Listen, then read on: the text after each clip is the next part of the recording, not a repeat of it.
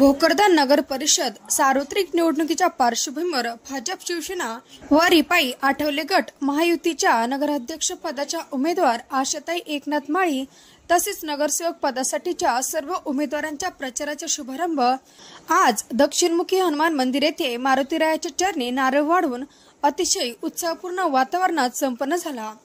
तसेच मध्यवर्ती प्रचार कार्यालयाचा शुभारंभ देखील करण्यात आला। यावेळी उपस्थित सर्वांना संबोधित केले।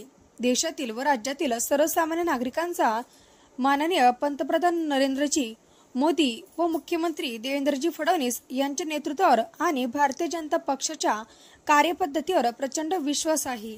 देशाचा व राज्याचा सर्वांगीण विकास व्हावा यासाठी पंतप्रधान नरेंद्रजी मोदी व मुख्यमंत्री देवेंद्र फडणवीस सतत प्रयत्नशील आहेत। नागरिकांसाठी अनेक लोकोपयोगी योजना राबवून त्यांनी सर्वसामान्यांच्या जीवनात मोठा सकारात्मक बदल घडवला आहे।